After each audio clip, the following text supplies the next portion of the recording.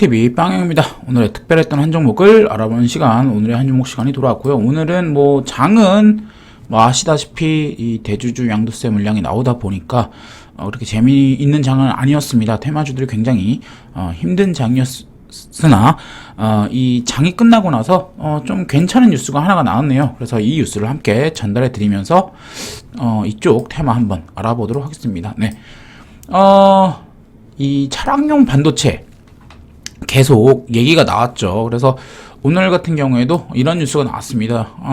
주문량이 계속 부족하다. 그래서 생산량 대비 30%나 더 주문을 한 상태다. 쇼티지 나고 있다. 계속 이런 뉴스가 나온 상태에서 오늘 문 대통령이 4시에 삼성과 현대차가 이 차량용 반도체를 긴밀하게 협력해달라라는 내용이 나왔습니다.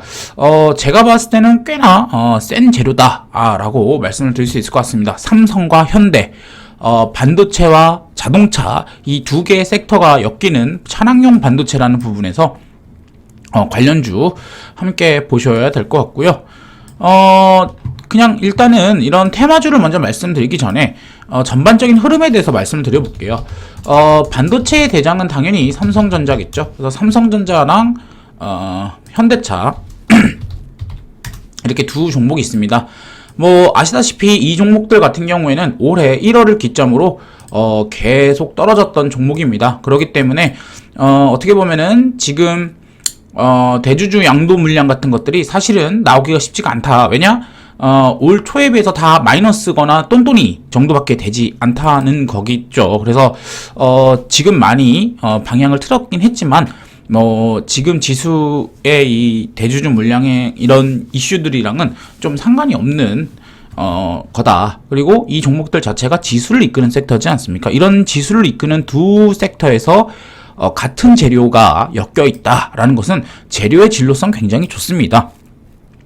이런 부분을 우리가 바탕으로 깔고 가셔야 될 것 같고요. 기본적으로 이런 종목들은 사실 아시다시피 삼성과 현대가 직접 하지 굳이 외주를 주진 않죠. 그런 상태에서 대부분은 테마주다라고 보시면 될 것 같고, 다만 이 대장주들이 워낙 시총이 크죠. 삼성전자 같은 경우에 400조가 넘는 기업인데 이런 종목에 테마가 붙게 되면 사실 삼성전자가 많이 움직이는 게 아니라 아시다시피 테마주가 움직인다라는 부분에서 수급적으로 수혜를 많이 볼 수 있다라고 볼 수 있을 것 같습니다. 차량용 반도체 테마주 같은 경우에는 크게 두 가지로 저는 나눠진다고 보는데요. 하나는 전장 반도체, 진짜 이게 차량용 반도체겠죠. 그리고 이 차량용 반도체를 통해서 우리가 뭘 할 수 있습니까? 자율주행이나 전기차를 하게 되죠. 그래서 자율주행, 전기차 테마가 있을 것 같습니다. 그래서 우리가 요거 하나만 더 넣을게요. 우리가 이제 차량용 반도체, 전장 반도체와 자율주행 반도체들을 우리가 구분을 하셔야 될 것 같은데요. 먼저 전장 반도체는 무엇일까? 라고 했을 때, 아시다시피, 이 뉴스에 나온 이런 조그마한 칩들입니다. 자동차를, 운전할 때 이렇게 좀, 전자적인 부분들을 연결시켜주는 그런 것들을 말하는 거겠고요.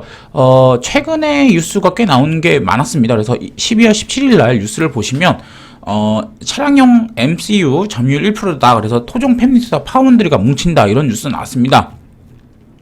그래서 이런 것들을 보시면은, 여기 나오죠.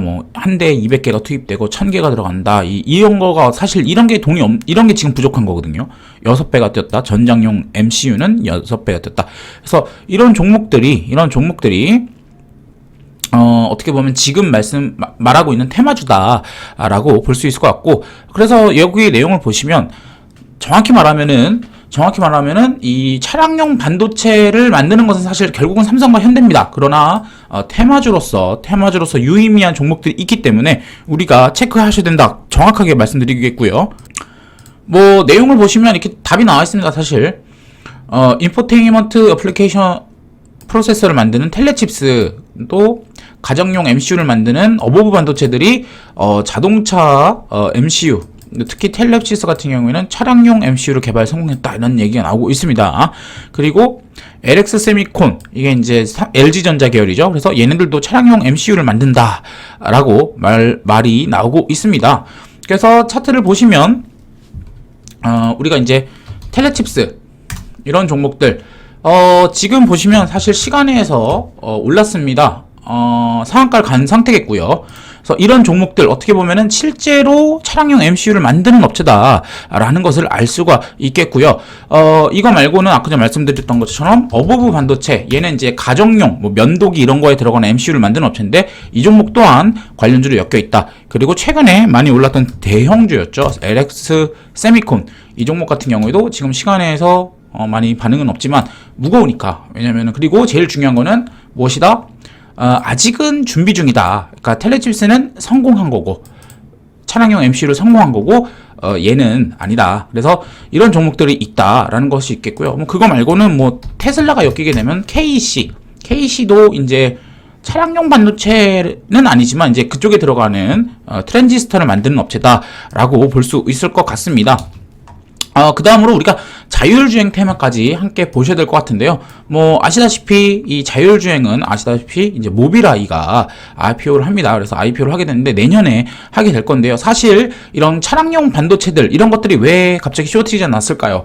뭐, 물론, 공급망 이슈도 있겠지만, 결국에는 아시다시피, 이런 거죠.